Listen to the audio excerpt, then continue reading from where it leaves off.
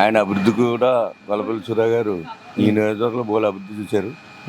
ఆయన అభివృద్ధి చూసి ఓట్లు వేస్తారని మా నమ్మకం. రాపాక గారు ఇది వరకు చేశారు కదా, జనసేన అభ్యర్థిగా గెలిపించారు. మరి మళ్ళీ జనసేన పార్టీ నుంచి నిలబడిన అభ్యర్థి గెలిచే అవకాశం ఉందేమో.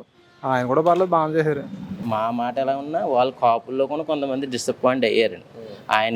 ఈయనకి ఇవ్వకుండా ఆయనకి ఇచ్చారని చెప్పి. రాపాక వరప్రసాద్ గారు నెగ్గారంటే ఆయన సొంత కేటర్ ఉంటుంది సార్, 15,000 ఓటు. అందుకోసం ఆ 15,000 ఓటు గురించి ఆయన నెగ్గగలిగారు. అదే ఆయనకి బలం ఉంది కాబట్టి, ఆ సొంత బలం. సూర్యరావు గారు 90% గెలిచే అవకాశం ఉంది. క్యాస్ట్ ఫీలింగ్ గురించి మారొచ్చండి. కుర్రోళ్ళు మారిపోయారు కదండి, ట్రెండ్ మారుతుందండి. ఇక్కడ ఎమ్మెల్యే సీట్ ఆయనకి ఇస్తారనుకున్నాం, కానీ అది పైన అధిష్టానం. ఇక్కడ గొల్లపల్లి సూర్య గారు ఎమ్మెల్యే అవుతారు సార్. కానీ తర్వాత ఆటోమేటిక్గా అధిష్టానం మార్చిందని చెప్పి అన్నారు. సరే, అధిష్టానం మారిస్తే మనం చేసేది ఏముందని చెప్పి అనుకున్నాం. తెలుగుదేశం నుంచి వచ్చాడు కాబట్టి ఆయనకి పర్సనల్ ఓటింగ్ ఉంటుంది, ప్లస్ వైఎస్ఆర్ ఓటింగ్ వల్ల గొల్లపల్లి సూర్య గారు గెలిచే అవకాశాలు ఉన్నాయి. ఆయన జనసేన నుంచి పోటీ చేశారు, జస్ట్ 800 ఓట్ల మెజార్టీతో నెగ్గారు అప్పుడు. అయితే తర్వాత ఆయనకున్న ప్రజాపాలన బాగానే చేశారు, అందరినీ కలుపుకుని. తర్వాత వైసీపీలోకి వచ్చారు, వైసీపీలోకి వచ్చుకుని అందరినీ కలుపుకుని పోయి చేశారు.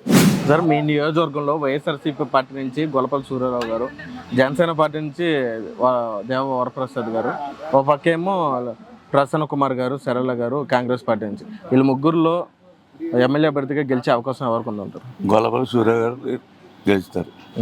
ఎందుకనండి? జగన్ గారు పథకాల వల్ల, జగన్ గారిని అభివృద్ధి చూసి ప్రజెంట్ మళ్ళా గొల్లపల్లి గారు కూడా గతం ఇక్కడ 5 సంవత్సరాలు ఎమ్మెల్యేగా చేశారు. ఆయన అభివృద్ధి కూడా గొల్లపల్లి సూర్య గారు ఈ నియోజకవర్గంలో బోలు అభివృద్ధి చూశారు. ఆయన అభివృద్ధి చూసి, జగన్ గారు అభివృద్ధి చూసి ఓట్లు వేస్తారని మా నమ్మకం. ఇప్పుడు ఆయనే గెలుస్తారు. ఇప్పుడు రాష్ట్ర పరంగా చూసుకుంటే చంద్రబాబు నాయుడు గారు వచ్చే అవకాశం ఉంది, జగన్మోహన్ రెడ్డి గారు వచ్చే జగన్ గారు. ఎందుకంటే మరి వాళ్ళు కూటమితో ఢీకొంటున్నారు కదా. ఎంతమంది వచ్చినా కూడా జగన్ గారిని తట్టుకోలేరు. జగన్ గారే గెలుస్తారు. 100%. బాగుందండి ఆయన పరిపాలన? ఆయన పరిపాలన బాగుంది. ఓకే. మరి ఇప్పుడు పవన్ కళ్యాణ్ గారు కూడా ఆయన సింగిల్గా పోటీ చేయకుండా పొత్తులో భాగంగా వస్తున్నారు. ఆ యొక్క కూటమి ఎంత ప్రభావితం చేసే అవకాశం ఉందంటారు ఆంధ్రప్రదేశ్? ఆయన గురించి ఎంత తక్కువ మాట్లాడుకున్నా అంత మంచిది. ఆయన పార్టీ పెట్టి ఏం సాధించాడండి? పార్టీని దిగజార్చేయడు, రాజకీయాలనే దిగజార్చేయడు. ఆయన కోసం ఎంత తక్కువ మాట్లాడుకున్నా అంత మంచిది. మళ్ళీ జగన్మోహన్ రెడ్డి గారు, జగన్మోహన్ రెడ్డి గారే సీఎంగా వస్తారు. వీళ్ళు ముగ్గురులో ఎమ్మెల్యేగా గెలిచే అవకాశం 70 అంటే నా వయసు పెద్ద నేను చెప్పలేనండి. ఇంచు నా వయసు దగ్గర 70 years అండి. ఇప్పుడు కుర్రోళ్ళ అంచనాలు వేరండి, నా అంచనా వేరు కదండి. కానీ నా అంచనా అయితే వైఎస్ఆర్ రావాలండి ఇక్కడ. కానీ ఇప్పుడు కుర్రోళ్ళంతా ఏంటంటే మా ఏరియా అంతా కూడా క్యాస్ట్ ఫీలింగ్ ఎక్కువండి. క్యాస్ట్ ఫీలింగ్ గురించి మారొచ్చండి. కుర్రోళ్ళు మారిపోయారు కదండి, ట్రెండ్ మారుతుందండి ఇక్కడ. అంటే నా అనుభవం బట్టి నన్ను చూసారండి. 5 సంవత్సరాలు చూసాను అదండి. ఒక ఇంచుమించు ఏ ఇబ్బంది లేకుండా మనకి ఏంటంటే రుచి కోల్పోయి చూపానక ఇబ్బంది పడుతున్నాం కాబట్టి అండి చూసాడు నన్ను.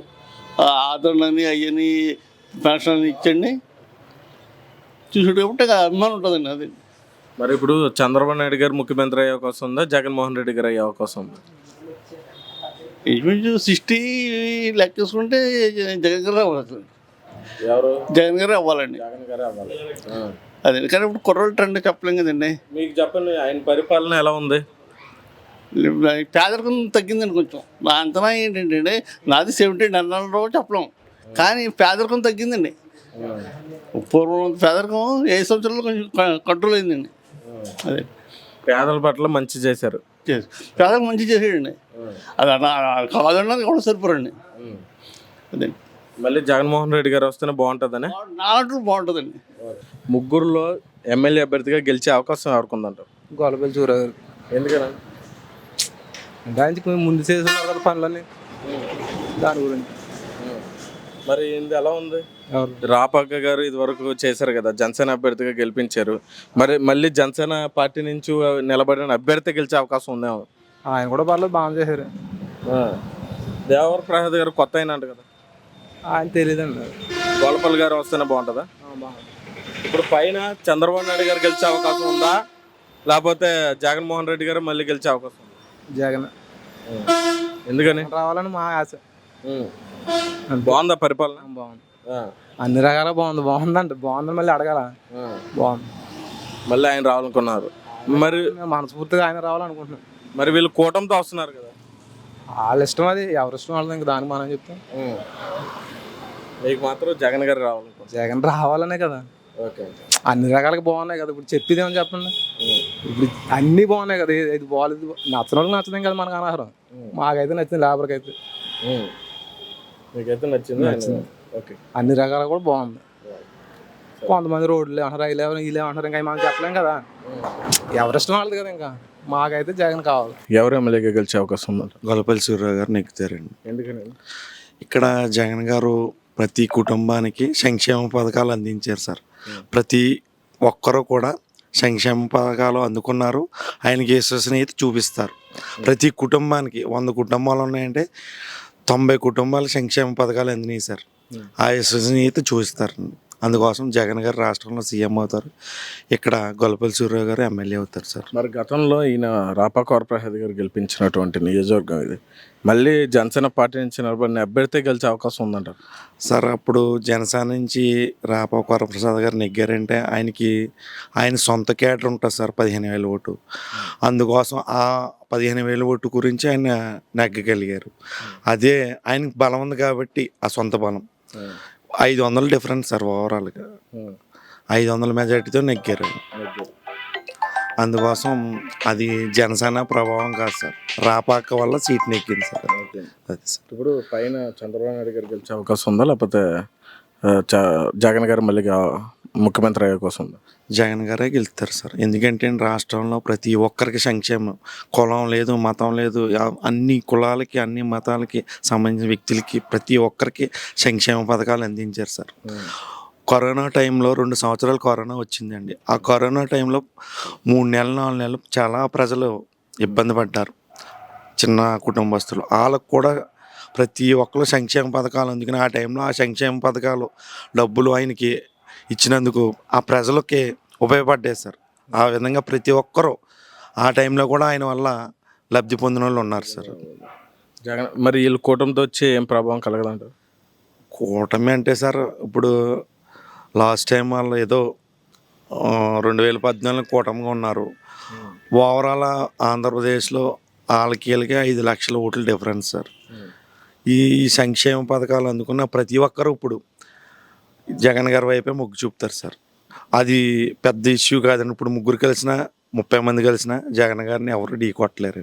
ఆయన సింగిల్గా వస్తానంటున్నారు. ఆయన ప్రజల్లో కూడా ఏంటంటే నేను మంచి చేస్తేనే ఓటు వేయండి అని ధీమాగా చెప్తున్నారు. అంత ఆ కాన్ఫిడెన్స్ ఏంటి సార్? అందుకోసం ఆయన అడుగుతున్నారండి, ఏమని నా వల్ల ఉపకారం పొందితేనే ఓటేయండి అంటున్నారు. అలా ఏ నాయకుడు అడగడానికి లేదు. ఈయన ఫలాలు ఇచ్చాడు కాబట్టి సంక్షేమ ప్రతి కుటుంబంలో ప్రతి ఒక్కరూ లబ్ధి పొందారు కాబట్టి నా వల్ల లబ్ధి పొందితేనే ఓటేయండి అని అడిగారు. అది ఆయన చేసిన సంక్షేమ ఫలాల ప్రతిఫలం మీద అడుగుతున్నారు ఆయన సార్.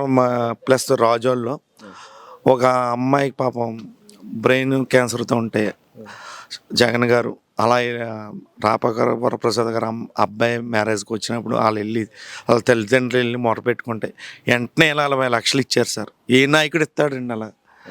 ఒక లేడీ రాజోల్లోనే ఆవిడకి లివర్ ప్రాబ్లం ఉంటే ఆవిడకి 7 లక్షలు. ఈ రోజుల్లో ఎంత హ్యాపీ ఫీల్ అవుతున్నారంటే నిజంగా వాళ్ళ 2 చేతులు దండం పెట్టేస్తున్నారండి. అంతలా ఆయన ప్రతి పేదవాడికి ఏ విధమైన ప్రాబ్లం ఉన్నా వాళ్ళు వెళ్ళి జగన్ గారిని, అయ్యా మాకు ఈ ప్రాబ్లం అంటే ప్రతి విధంగా ఏదో విధంగా అందరికీ సాయం చేశారండి. ఆరోగ్యశ్రీ ప్రతి కమ్యూనిటీ నుంచి కూడా ఆయనకి ఓట్లు పడతాయి సార్. ప్రతి ఒక్కరూ ఆయనకి మద్దతు పలుకుతున్నారు, గెలుస్తారండి. వీళ్ళు ఎమ్మెల్యే గెలిచే అవకాశం? వైఎస్ఆర్సీపీకి 100% నెగ్గే అవకాశం ఉందండి. ఎందుకంటే పేద ప్రజలకి పథకాలేంటి, తర్వాత ఏ రకంగా అయినా ఇన్నాళ్ళు డబ్బులు రూపంలో చూడలేదు వాళ్ళు. ఇప్పుడు డబ్బు రూపంలో ప్రతిదీ అకౌంట్లో వేయడం వల్ల ఎక్కువ జగనన్నకి సపోర్ట్ చేస్తున్నారు. నేను జగన్ అని కాదు, ప్రజలు ఏమనుకుంటున్నారు అనేది నేను చెప్తున్నాను. నాకు జగనన్నకి ఎక్కువ సపోర్ట్ చేస్తున్నారు. నేను కూడా జగన్కే మద్దతు ఉంది. బాగుందండి, వైసీపీకి అయితే బాగుంది. అంటే గొల్లపల్లి సూర్యరావు గారు గెలిచే అవకాశం ఉందా? సూర్యరావు గారు 90% గెలిచే అవకాశం ఉంది. మరి ఇప్పుడు గతంలో మనకి రాపాక వరప్రసాద్ గారు ఎన్నికయ్యారు, మరి ఆయన పనితీరు ఎలా ఉందండి? రాపాక వరప్రసాద్ గారిది కూడా బాగుందండి. ఆయన జనసేన నుంచి పోటీ చేశారు. జస్ట్ 800 ఓట్ల మెజార్టీతో నెగ్గారు అప్పుడు. అయితే తర్వాత ఆయన కూడా ప్రజాపరిపాలన బాగానే చేశారు. అందరినీ కలుపుకొని తర్వాత వైసీపీలోకి వచ్చారు. వైసీపీలోకి వచ్చి కూడా అందరినీ కలుపుకొని పోయి చేశారు. ఇక్కడ మాకు రాజుల్లో సిమెంట్ రోడ్ వేసారు. తర్వాత డ్రైనేజీలు ఇవన్నీ కూడా చేసి పెట్టారండి ఆయన కూడా, రాపాక వరప్రసాద్ గారు. మరి రాపాక వరప్రసాద్ గారికి అంత పేరు ఉన్నప్పుడు మరి ఇప్పుడు ఈ ఎలక్షన్స్లో ఆయన ఏ పార్టీలో అయినా నిలబడాలి కదా, ఎందుకని ఆయన నిలబడకుండా వేరే అభ్యర్థులు నిలబడాలి? అది ఆయన నిలబడతారని ఆయనకి ఇస్తారని అనుకున్నామండి సీటు. ఇక్కడ ఎమ్మెల్యే సీటు ఆయనకి ఇస్తారని అనుకున్నాం. కానీ అది పైన అధిష్టానం వాళ్ళు అదే సర్వే ఏదో చేయించుకున్నారు. ఆయన కొద్దిగా అవకాశాలు తక్కువగా ఉన్నాయి, సూర్యరావు గారు కానీ ఇంకొకరికి కానీ ఇస్తే బాగుంటుందని ఆయన జగనన్న గారు అనుకున్నారని మాకు తెలిసి తప్ప మాకైతే క్లియర్గా తెలియదండి. అయితే రాపాక వరప్రసాద్ గారికి ఇస్తారు, మేమంతా రాపాక వరప్రసాద్ గారికి చేద్దామని మేమంతా ఫిక్స్ అయిపోయామండి. కానీ తర్వాత ఆటోమేటిక్గా అధిష్టానం మార్చిందని చెప్పి అన్నారు. సరే, అధిష్టానం మారిస్తే మనం చేసేది ఏముందని చెప్పి అనుకున్నాం. ఇప్పుడు రాష్ట్రంలో ముఖ్యమంత్రిగా ఎవరు గెలిచే అవకాశం ఉంది? చంద్రబాబు నాయుడు గారా, జగన్మోహన్ రెడ్డి గారు? జగన్మోహన్ రెడ్డి గారు. జగన్మోహన్ 100%. ఎందుకేంటంటే పథకాలు అయ్యి ఆయన ఆపదలు నేను ఈ వలల్లో బాగున్న పిల్లల వాళ్ళు చూడండి, హార్ట్ కంప్లైంట్స్ లేకపోతే అదే దీర్ఘకాల రోగాలు లేకపోతే వేరే వేరే రోగాలతో బాధపడుతున్న వాళ్ళకి తక్షణం సాయం కింద కలెక్టర్లకి చెప్పి తక్షణ సాయం కింద చేయిస్తున్నారు. అది చాలా చెప్పడానికి కూడా రావట్లేదు నాకు మాటలు. చాలా మంచి పనులండి. అటువంటి అంటే సీఎం హోదాలో ఉన్న వాళ్ళు ఎవరో కూడా ఇదివరకు చేయలేదు అటువంటి. అది చాలా నాకు నా పర్సనల్గా అయితే చాలా మంచి పనులు అండి. ఆయనకి భగవంతుడు కూడా ఆయురారోగ్యాలు ఇవ్వాలని కోరుకుంటున్నాను. జగన్ గారు వచ్చే అవకాశం ఉందండి 100%. మరి ఇప్పుడు వీళ్ళు కూటమితో ముగ్గురు ఎదుర్కొంటున్నారు కదా, పవన్ కళ్యాణ్ గారు ఒక పక్క చంద్రబాబు, ఎంత మేరకు ప్రభావం కలిగారు? ఎంతమంది అదే నేను ఇప్పుడు ఇంతకుముందు అది చెప్పానండి. జగన్ గారు మనస్తత్వానికి వీళ్ళు ముగ్గురు కదండి, ఇంకో 6 వచ్చినా కూడా సరిపోరండి మనస్తత్వానికి. అయితే ప్రజలు ఏమనుకుంటున్నారు ఏంటి అనేది నేను చెప్పలేను కానండి. ఆయన మనస్తత్వం, ఆయన మంచితనానికి వీళ్ళు ముగ్గురు కదండి, ఇంకో 6 వచ్చినా కూడా సరిపోదు. ఈయన చంద్రబాబు నాయుడు గారు ఇదివరకు చేశారు, కానీ ఎప్పుడు పేద ప్రజలకి అంటే ఇంత డీప్గా చేయలేదు. జగన్ గారు చేసినంత డీప్గా చేయలేదండి ఆయన. ఇప్పుడు పవన్ కళ్యాణ్ గారు గతంలో 2019 ఎలక్షన్స్లో ఆయన పార్టీలో ఒక్క సీటు గెలిచింది, అదే రాజోల్ నియోజకవర్గం. అటువంటి రాజోల్లో ఇప్పుడు అతని అభ్యర్థి కూడా దేవ వరప్రసాద్ గారు నిలబడ్డారు. గతంలో గెలిచినట్టు ఇక్కడ ఆయనకి గెలిచే అవకాశం ఉందా? అంటే పార్టీ పరంగా పవన్ కళ్యాణ్ గారి పరంగా ఇక్కడ గెలిపించారా, లేకపోతే రాపాక గారి మీద వల్ల గెలిచిందా? అది కాపులు ఓటింగ్ ఎక్కువ సార్ ఇక్కడ. కాపులు ఓటింగ్ దగ్గరగా 3 నియోజకవర్గాన్ని 3 భాగాలు చేస్తే ఓ భాగం కాపులు ఓటింగ్ ఉంటుందండి.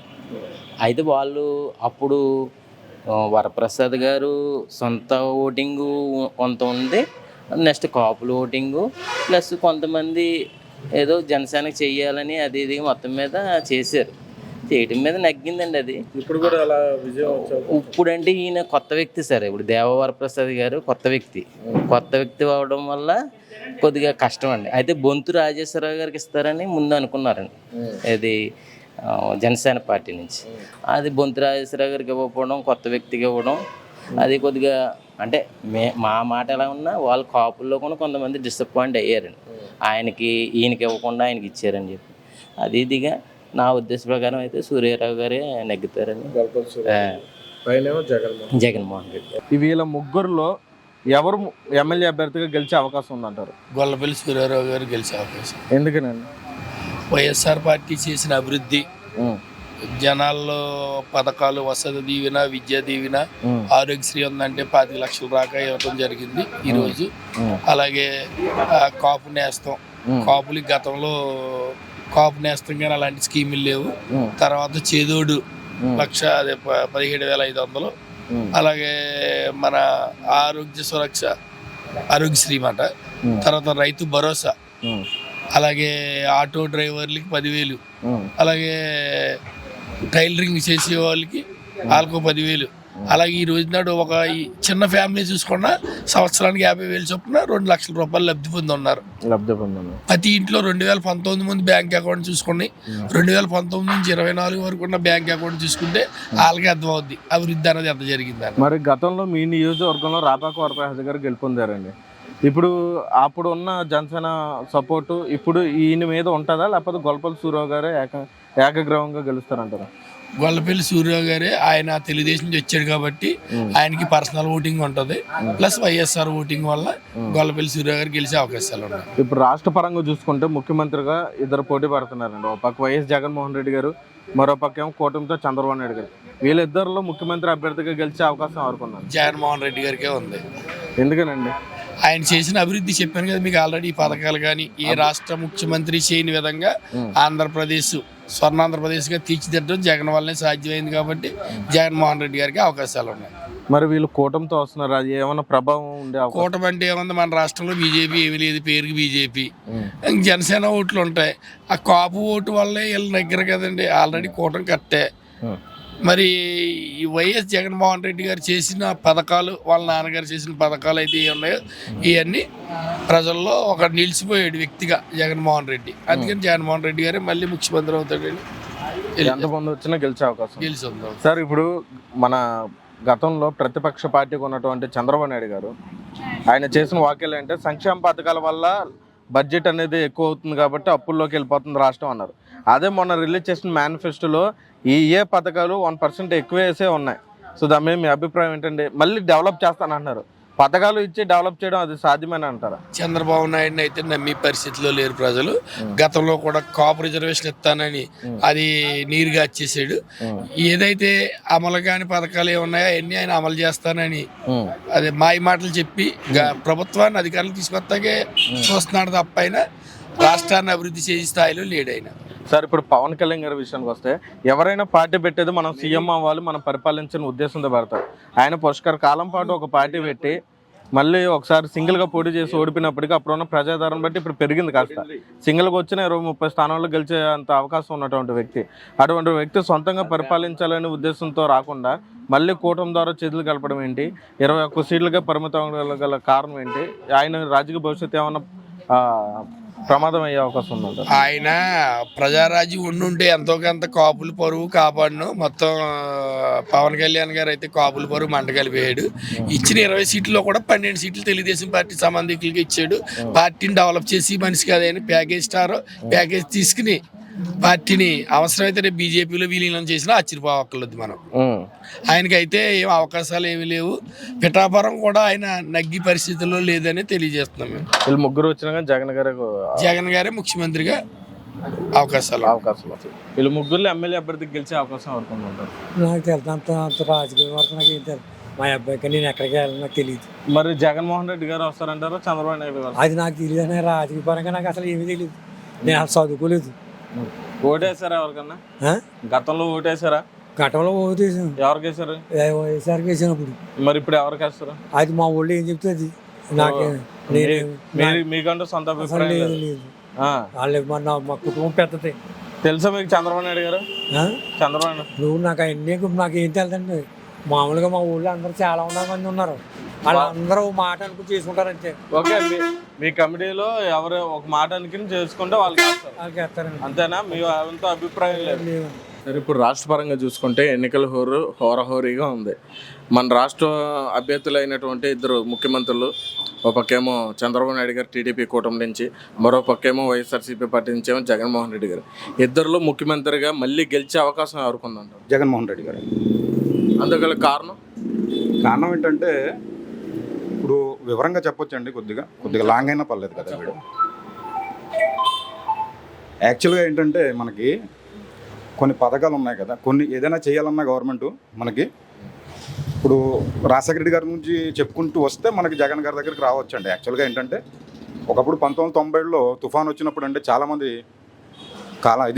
ఆత్మహత్యలు చేసుకున్నారు సార్. 1997లో అప్పుడు ఆత్మహత్యలు చేసుకున్న తర్వాత సార్ అప్పుడు TDP government sir, TDP government మీద వ్యతిరేక రావడం, తర్వాత జరగడం జరిగింది. తర్వాత రాజశేఖర్ రావడం, తర్వాత మళ్ళీ అసలు అంతమంది 7,000 మంది సార్, 7,000 మంది ఆత్మహత్య చేసుకోవడానికి కారణం ఏంటని చెప్పి మనకి సర్వే ఇది చేశారండి, ఏంటి విచారణ ఇచ్చారండి ఎవరు, రాజశేఖర రెడ్డి గారు.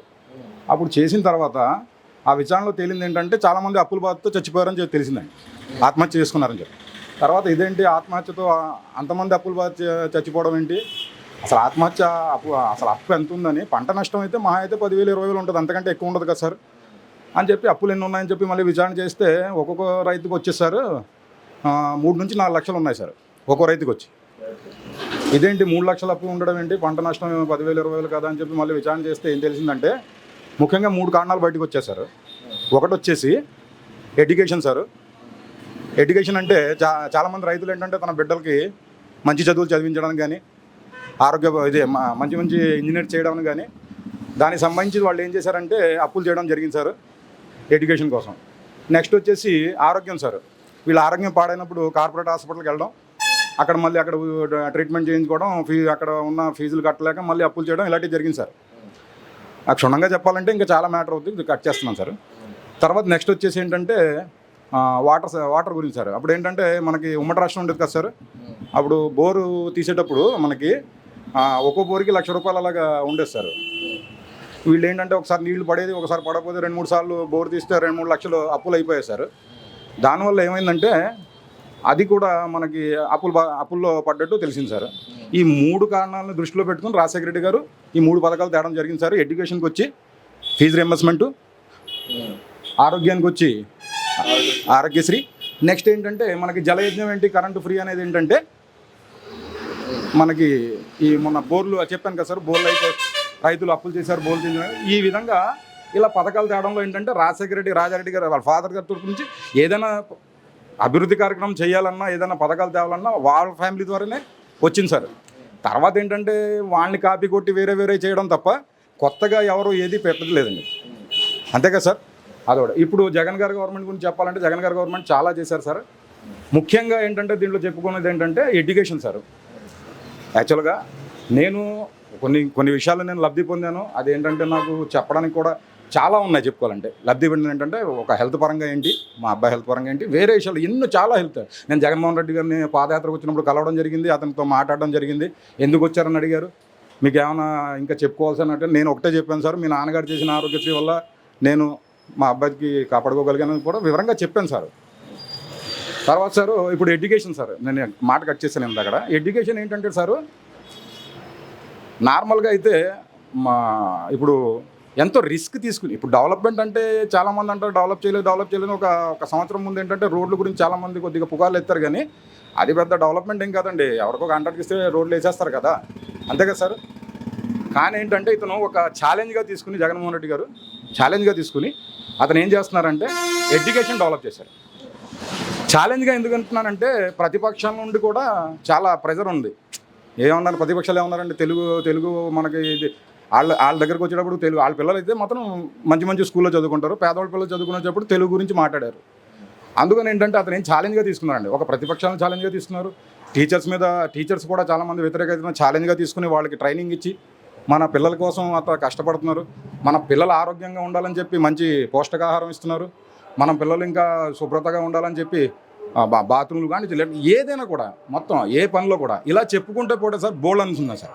ఇంకపోతే డెవలప్మెంట్ అంటున్నారు, కానీ ఈ పోర్ట్లు ఉన్నాయి కదా సార్, ఏ గవర్నమెంట్ కూడా 4 పోర్ట్లు చేయలేదు.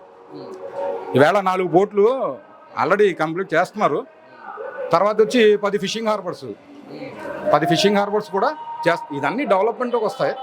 నా ఉద్దేశానికి వచ్చి రాజధాని అనేది ఏంటంటే, యాక్చువల్గా రాజధాని అంటే ఒకప్పుడు ఏంటంటే రాజధాని గురించి చెప్తారు సార్. చాలామందికి అపోహ ఉంది, రాజధాని లేదు అని చాలామంది అపోహ పడుతున్నారు. అది కూడా పెద్ద రాజధాని అంటే ఏముంది సార్, రాజధానిలో రాజు ఉంటాడు, మనం రాజు దగ్గరికి వెళ్తాం. కానీ మరి పరిపాలన ఏం చేశారంటే ఒక సచివాలయం కింద పెట్టి సెక్రటరేట్ లాగా పరిపాలన చేస్తున్నారు, అంతే కదండి. నాకే ఒకప్పుడు రాజధాని అవసరం వచ్చి నేను 3 సార్లు రాజధాని వెళ్ళవలసి వచ్చింది, అమరావతి. నాకు అవసరం వచ్చి సబ్జెక్ట్ ఎక్కువ అయిపోద్దని చెప్పట్లా 3 సార్లు వెళ్ళవలసి వచ్చింది సార్. అదే పనికి ఇప్పుడు ఇవాళ అటువంటి చిన్న పనులకు కూడా అక్కడ అంత దూరం వెళ్లకుండా సచివాలయాల్లో ఒక సెక్రటరేట్ లాగా సచివాలయాన్ని మరి ఇది డెవలప్మెంట్ కదా సార్ ఒక పేదవాడికి. నాకు ఇంత ముందు ఒక చిన్న ఉదాహరణ చెప్తాను సార్. నాది చిన్న షాప్ సార్, ఆప్టికల్ షాప్ నాది. ఒక మనకి కిలో రూపాయికి బియ్యం ఇస్తున్నారు కదా సార్, కిలో రూపాయి బియ్యం ఇస్తున్నారు. కిలో రూపాయి బియ్యం ఇస్తుంటే అప్పట్లో ఏంటంటే 3 నెలలు వరుసగా తీసుకోకపోతే ఏదో ఒకటి కార్డు క్యాన్సిల్ అయిపోతుందని భయపెట్టేవారని చెప్పి నేను ఏం చేసానంటే ఎట్టి పరిస్థితుల్లో వెళ్ళాల్సి వచ్చేది నాకు డీలర్ దగ్గరికి. అక్కడికి వెళ్తే అక్కడ ఏమైందండి, నెట్వర్క్ సరిగ్గా లేదని చెప్పి మళ్ళీ రమ్మన్నాం, లేకపోతే ఏంటంటే వాళ్ళు ఇంకా ఓపెన్ చేయడం లేదని చెప్పడం, ఇలాంటి కొన్ని సమస్యలు ఉండి నేను 2-3 సార్లు తిరిగేటప్పుడు నాకు అక్కడికి వెళ్ళిన తర్వాత క్యూ ఉండడం, తర్వాత ఏమో నేను షాప్కి వచ్చేటప్పుడు 11, 12, 13 అది 1 గంట కూడా అయిపోయేది ఒకసారి బియ్యం తీసుకోవడానికి వెళ్ళినప్పుడు. దానికి ఆ కిలో బియ్యం నాకు ఎంత అయిందంటే సార్, ఇక్కడికి వచ్చేటప్పుడు ఒక 1500-2000 వ్యాపారం పోయేది. నేను తీసుకొచ్చే 20 కేజీల బియ్యం కూడా నాకు 1500 పోతే ఎంత పడ్డట్టు సార్ నాకు? అది నా వ్యాపారం పోయినట్టే కదా సార్. అటువంటి బాధ లేకుండా ప్రతి ఇంటికి మీరు ఈ రేషన్ పంపిణీ చేస్తున్నారు కదా సార్, అది ఎక్సలెంట్ సార్. ఎందుకంటే దానివల్ల నాకు ఇబ్బంది లేకుండా పోయింది. తర్వాత సర్టిఫికేట్స్ కూడా, ఏ సర్టిఫికేట్స్ తీసుకోవాలన్నా మనకేంటంటే ఇంతకుముందు చాలామంది చుట్టూ తిరగాల్సి వచ్చేది, అవి కూడా మనకి సచివాలయాల్లో దొరికేస్తున్నాయి సార్. పైగా ఏంటంటే వాలంటీర్స్ ఇంటిమేషన్ ఇవ్వడం మాకు, సార్ 10 గంటలకల్లా మీరు వచ్చేసి కొద్దిగా వెళ్తూ సచివాలయం కూడా ఈ జెరాక్స్లు ఇచ్చేసి వెళ్ళిపోండి, మిగతాది నేను ఇంటికి తీసుకెళ్ళి ఇచ్చేస్తానని ఆ అమ్మాయి చెప్పడం, ఇలాగేంటంటే ఈజీగా పనులు అవుతున్నాయి సార్. అదే ప్రజల వద్దకు పరిపాలన సార్, అది ఏంటంటే వివరంగా చెప్పడంలో నాకు లాంగ్ అయింది, కానీ మీరు చెప్పింది కరెక్ట్, ప్రజల వద్దకు పరిపాలన చేస్తున్నారు సార్. ఇప్పుడు చెప్పండి సార్. ఇంత సంక్షేమ పథకాలతో లబ్ధి పొందిన వాళ్ళు ఉన్నారు కాబట్టి నాకు ఓటేస్తే నేను గెలిచే అవకాశం ఉందని ఆయన అన్నారు. ఇప్పుడు కూటమితో వీళ్ళు ముగ్గురు ఒక పక్క వస్తున్నారు. ఈ కూటమి ఏమన్నా వర్కౌట్ అయ్యి ప్రభావం ఏమన్నా చూపే అవకాశం ఉందా? సార్ ఒకటి సార్, నిజంగానంటే చెప్పాలంటే నమ్మక ద్రోహం చేయకూడదు అనుకుంటే కనుక ఎవరైనా ఓటరు జగన్ గారు 100% గెలుస్తారు. ఎందుకంటే అతను ఒక క్యాస్ట్ని కూడా చూడలేదు, పేదోళ్ళని చూడలేదు, ధనికులను చూడలేదు, అందరినీ ఒకేలా చూశాడు సార్ జగన్ గారు. దానికోసం నేనేంటంటే మా ఊళ్ళో కూడా క్యాంపెయిన్ నేను సొంతంగా చేసుకుంటూ ఉంటాను, జనాల దగ్గరికి వెళ్ళి మా జగన్ గారికి. నేను ఇంకోటి ఏంటంటే మా ముస్లిం తరపున చెప్తున్నాను, 4% రిజర్వేషన్ కూడా మా ముస్లిం సోదరులకు కూడా చెప్తున్నాను. జగన్ గారు వచ్చిన తర్వాత 4% రిజర్వేషన్ కూడా అమల్లో ఉంటుంది. ముస్లిం సోదరులు కూడా తప్పకుండా 2 ఓట్లు కూడా వేసుకోవాలని, ఫ్యాన్ గుర్తు వేసుకోవాలని చెప్తున్నాను సార్. అంటే నేను ఎవరి గురించి యాంటీ చెప్పను సార్. ఇప్పుడు నాకు 2 పూట్ల నాకు బాగుంది, ఇప్పుడు ఏదో వచ్చి చేస్తారని వాళ్ళకి వేయడం ఎందుకు సార్, నాకు అర్థం నా ఉద్దేశం. అంటే ఎవరు వాళ్ళు వచ్చి చేస్తే కానీ చేసిన వ్యక్తికి ఓటేస్తే బెస్ట్. చేసే వ్యక్తికి ఇప్పుడు మనకి మంచి చేస్తున్నప్పుడు వేరే వాళ్ళకి ఇంకా ఏదో ట్రై చేద్దామంటే, ఆల్రెడీ 2 సార్లు ట్రై చేస్తారు కదా, మళ్ళీ ఇంకా ట్రై చేద్దామంటే అది కరెక్ట్ కాదు నా ఉద్దేశం ప్రకారం. మరి ఇప్పుడు పవన్ కళ్యాణ్ గారు కూడా ఒక పక్క పవన్ నో కామెంట్ సార్, నేను కామెంట్ చేయను. జగన్ గారు రావాలనుకుంటున్నాను. నేను జగన్ గారు రావాలనుకుంటున్నాను.